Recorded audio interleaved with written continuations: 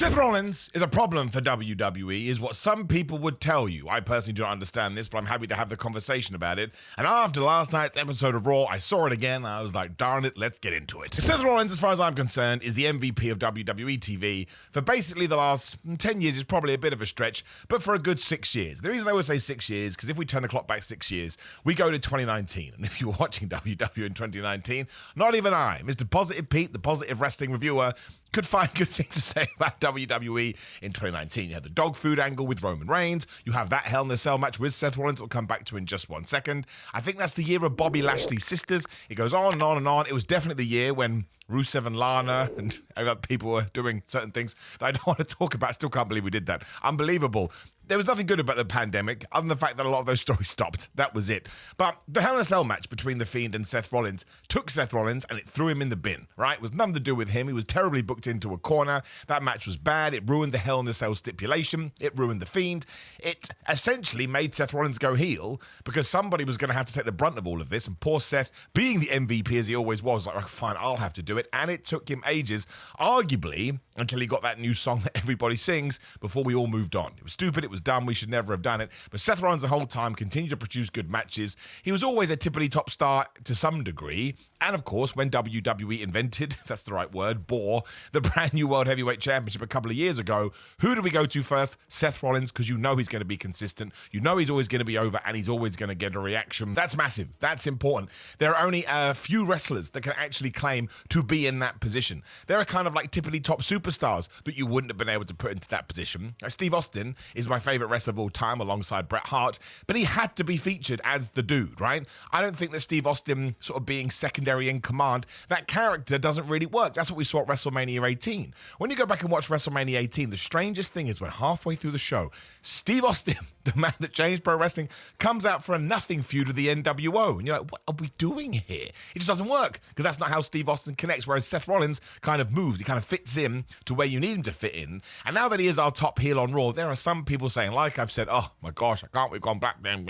Seth Rollins always feels the same. I don't agree with that at all. I think there are elements that we should probably change. Like another argument that's going on, which is why I love pro wrestling, is should Seth Rollins change his music? And this, of course, goes back to old school ideas of if you don't want him to get cheered, which you'd have to imagine WWE would rather not, take away the things that the fans like. It's why sometimes when you get a flippy dippy doodah heel, there will be some veterans, we'll call them, and say, we can't possibly do this because his in-ring style is so designed to get a reaction from a crowd in a positive sense. He can never be a bad guy. As far as I'm concerned, most feuds are better when you have a very set bad guy and a very set good guy, but I like shades of grey. I like it when it's a bit weird. I like it when we turn up to WrestleMania and John Cena gets cheered and Cody Rhodes gets booed. Because if you're going to give me 52 weeks of TV with no break whatsoever, sometimes I need some chaos and madness, otherwise I'm going to fall down and cry water from my seeing devices. But Seth Rollins, I think, gets forgotten about because he's too good. That sounds ridiculous, but he's so good at just fitting in and getting the job done and taking it up when he needs to take it up.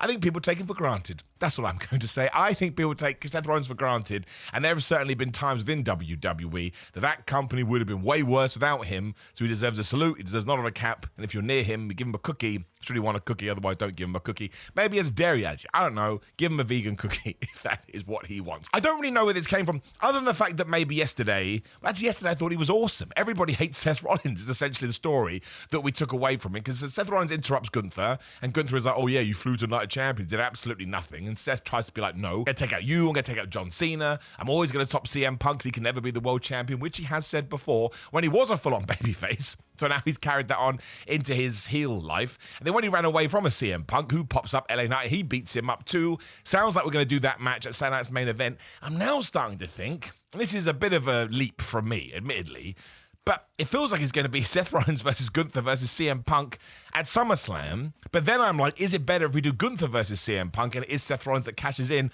to stop CM Punk doing it? I don't know. Or are we just going to do CM Punk versus Seth Rollins at SummerSlam and do something else for Gunther? I like the fact that I'm questioning this. We are doing LA Knight versus Seth Rollins at Saturday Night's Main Event. Can you just do a one and done there? Are we going to do a four-way? And I get you roll your eyes at that, as you should do, because WWE loves four-ways. But they kind of all need to be positioned there to some extent. Are we getting to a point now where the reason Gunther is getting dragged into this, because we're going to do something crazy at that Saturday Night's Main Event when it comes to him versus Goldberg? We wait and see. But I always enjoy storylines where these threads kind of run through each other. Because of course Seth would want the world title and he wants to beat up CM Punk. Of course CM Punk, who pushed Gunther on that Raw, would want the world title and he hates Seth Rollins. LA Knight wants revenge, so he has to get Seth Rollins, and Gunther is just like, I don't understand what's going on. But Gunther does need a big match at SummerSlam. Like, he absolutely does. He's the world heavyweight champion. Who did I have him down to fight when we did our predictions? I can't even remember now as I stare off into the distance. I think it must have been CM Punk. No, I had him in a stupid match that we can't even do now because we're going totally left field. I can't remember.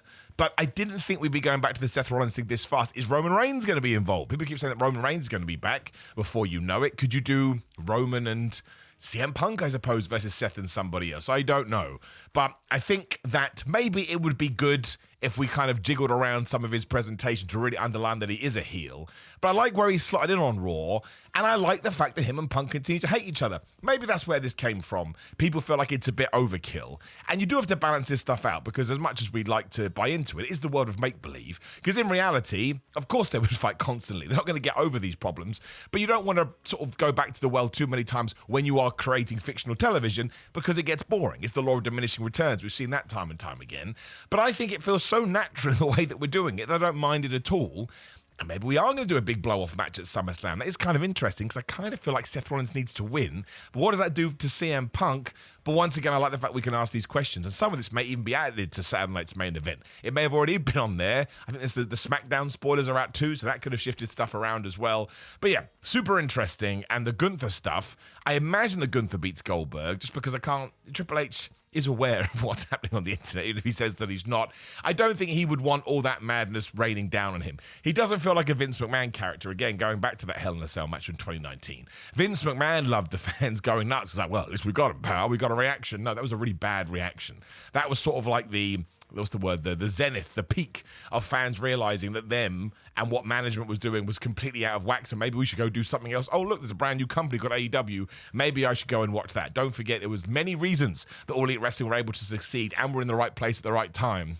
A lot of what WWE was doing creatively was one of them. But more often than not, I just want to sort of explore my feelings, stupid thing to say, and ask myself, am I intrigued about what's going to happen next? And yes, I want to see how WWE gets in and out of the CM Punk Seth Rollins stuff. Gunther now has to be involved in that too. I don't want LA Knight to get waylaid if he does lose at Saturday night's main event when he gets screwed by Bron Breakker and Bronson Reed. They just beat Sami Zayn and Penta as well. Sami Zayn got beaten up by Karrion Kross, so he needs to fit in somewhere. I just feel like there's a lot of moving pieces in this episode of Raw. The issue was that somebody, I'm repeating what I said on Ups and Downs of What Culture, so make sure you go subscribe to them, subscribe to me too, watch all my content. That's like your beat for review, so you can catch up, and this is just me kind of talking about it like we're down the bar or something. Down the bar, in the bar, down the pub is what I was going to say. Somebody in WWE realized, oh my gosh, we've done nothing at Evolution 2. Evolution is in 2 weeks. It is a little bit of a shame, because Rhea Ripley versus Io Sky for the Women's Championship is awesome. We should have started sort of tinkering with it 2 weeks ago. Instead, last week we had Io Sky and Asuka telling us, oh, this is the dream match. Asuka didn't even get chosen by Io Sky, so she should be mad. We didn't even see Asuka. Well, if we did, I've forgotten about it, and that makes me mad. But Rhea Ripley's a superstar. Io Sky is tremendous, so that could probably main event the show, especially if we're going to do a title change. But it's just a shame it got set up by it was the champion coming out going, yeah, I'll fight you. This is the opposite way around to usual, but I guess it's different. And then there's the Battle Royal, which will be awesome, and I bet you get some surprises in there, and whoever does win gets to go to Clash in Paris for a title shot, but it just comes out of nowhere. And if you're Jay Cargo, you should be livid. Why did I have to go through a whole tournament when I could have just sat at home playing Nintendo and ended a Battle Royal? But who's going to be able to throw Jay Cargo out? She's massive and jacked and a superhero. So we kind of just threw too many things in there. And I do know, I haven't seen the SmackDown spoilers. I do know one match. I'm not going to spoil it for you here either. And it does very much sound like, well, do you want to have a match? I'd love to have a match. It's cool that we're getting, I would call that one somewhat of a dream match. And it's cool we're getting that. But WWE at its best when it's telling stories and doing everything like that. And there was a lot of that on Raw. Just like, oh, we have an event coming up. I'm a little bit, well, I'm in two worlds about the tag team titles. Overjoyed is a bit of an extreme word. We'll go with that for JD McDonough and Finn Balor, because they are a great tag team, and the Judgment Day still continues to go on and finds a way to entertain me. But I'm happy to say, and I'm also happy for other people to say that I'm wrong, New Day's heel turn was not capitalized on by WWE. And I don't know this, of course, but if Kofi Kingston and Xavier Wood are a little bit miffed by it, I totally understand. They went out there, they did something new, they did something fresh. I would say they embraced modern culture when it came to what wrestling can be. And they should have won those championships within weeks. They should have been doing dastardly, horrible things. Don't mind the storyline of we're not going to take on people. But it didn't work because there was no one for them to take on. So you could sell the idea of, oh, they're just saying no to who? The Viking Raiders, the Creeds, and the Judgment Day. And these people just played tag for like 6 months or however long it was since the New Day did turn heel. I just feel like we could have done more with them. And by now, I think Kofi and Xavier have proven, especially in my world, they are goats, man. They're all time when it comes to the tag team scene. And this should have been not their big last run, but just because they hadn't won the championships in so long, we really should have sold it. And I kind of felt like it was just there. And I felt like that was disappointing. But it's exciting at the same time because, again, this Judgment Day where Finn Balor has now manipulated the entire group to almost forget Liv Morgan and sort of vote Roxanne Perez in, thanks to mob mentality, which is the second time I've made that joke. It's not even that funny. Has kind of breathed new life into the Judgment Day, especially because now Roxanne and Raquel are your tag team champions. Dominic Mysterio is the Intercontinental Champion. Finn and JD are the tag team championships. So they're on top again. So that's actually quite good booking and I like it.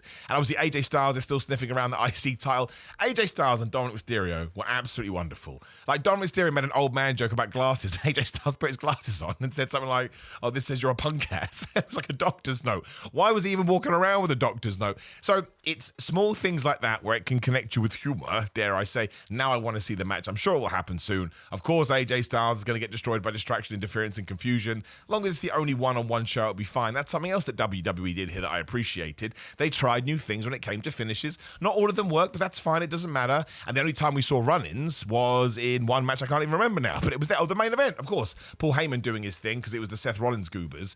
But I like the fact that we tried this double pin with Bayley and Lyra Valkyria. Not the first time that any wrestling company has done it, but the execution was a bit miffy for me. It didn't really land, so I was like, okay, let's see what we're trying to do there. Don't understand why the referee would count. Surely both shoulders are down. Surely there should be a rule in wrestling that you have to have pressure on your shoulders. Otherwise, you could just be laying there. The ref counts 1, 2, 3. I don't know.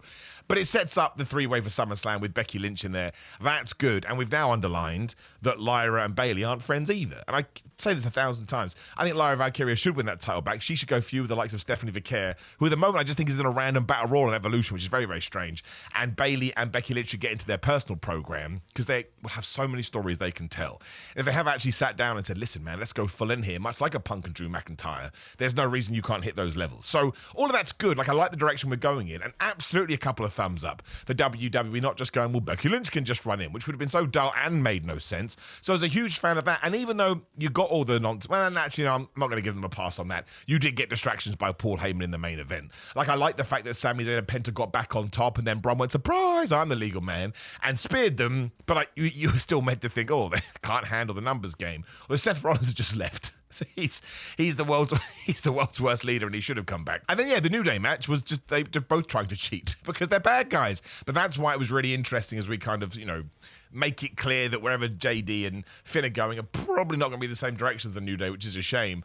And Ludwig Kaiser is El Grande Americano. It's weird because he hasn't been on TV for so long. Some people sort of acting like he got punished. I don't see why that would be the case. But it's funny because it looks nothing like El Grande Americano, so it tickled me. But what is he going to do? Because Chad Gable walked away to have surgery. I really do hope he's okay. It's awful. I think it's shoulder surgery, which is not a fun. What surgery is fun? But shoulders are so complicated. Ivy Nile is now in charge of American Made.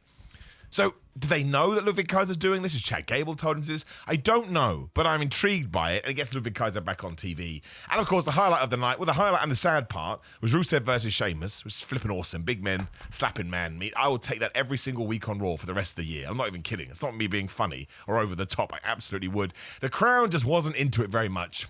And that's fine. If you've paid your ticket, you're allowed to do whatever you want. It's your money. But I just think if you had done this on a bigger show in front of more people going crazy, it would have been one of those matches we talk about for ages because they just kick lumps out of each other. And again, there was no run-ins here. Rusev just won, cheating in front of the referee, but I like the fact that WWE did something different. That one's a bit of a grey area that we probably need to discuss. But now hopefully we can do a big stipulation match at SummerSlam, but at least nobody ran in. I don't know who would run in here. Neither of them have any friends. Well, you could have had Alpha Academy come down because he was talking to Maxine Tozawa and Natalia beforehand. I mean, it would have been weird, but you probably could have done that. Old WWE certainly would have done that. But I like the fact that we've moved away from all this distraction stuff now. That's cool if WWE has picked up on it and we're trying new things. So it was an okay episode of Raw. They just have too much to set up. So we're setting up Sunday Night's main event. We're setting up Evolution. So it just means, we've got to do this now, here's this. We've got to do this, here's this. Whereas I think all their best stuff over the last 2 years especially has been taking our time, sort of callbacks, bit more nuance and a bit more depth, allowing you to go, oh, I remember when that happened. Let's see what happens next. But it was a fine episode of Raw. There wasn't like a massive, what's the word I'm looking for? But like, I mean, the King and Queen of the Ring stuff sounds like it's going to be on SmackDown anyway, because Cody's going after John Cena and Jade's going after Tiffany Stratton. So that's kind of weird. And again, I'm not going to spoil it, but Tiffany Stratton now has a match for Evolution, which comes before SummerSlam. There's too many, we're crossing the streams, and the Ghostbusters told us not to do that. But lots of people like how much content there are, so I'm not going to moan about it otherwise. But it was a decent episode of Raw. I just don't agree with the Seth Rollins stuff. I think we absolutely could make a bigger attempt to turn him into a proper heel, so he totally change. But at the same time, he's super over with the fans and people react to him. So do you want to sort of muck around with it too much? I don't know. There's a conversation to be had here. I'm always of the leaning that you should try because you can always go back, right? And no one's really going to know. Seth Rollins does have a black briefcase now. I talked about it on Ups and Downs. I wasn't aware if I'd missed that or if it actually debuted on Raw. I've been told it did debut on Raw. I mean, that just feels like a way to sell another briefcase. It feels like a merchandise idea. Not sure why Seth Rollins needs a black one. What's wrong with green? Who has no idea? Naomi's got the best briefcase. Naomi is the MVP of wrestling right now. Just go on her social media. Laugh out loud funny. She comes across like an unhinged warrior. I totally love it. So, yes, we got 2 weeks till Saturday Night's Main Event and Evolution 2.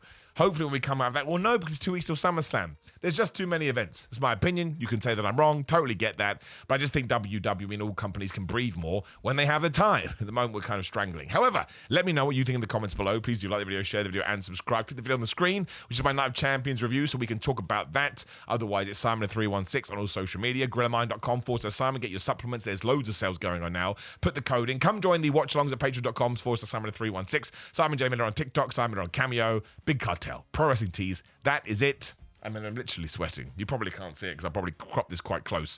But if you're in the UK, I send you my love. We all need to go buy aircon units, which will be useless in a week's time. See you soon.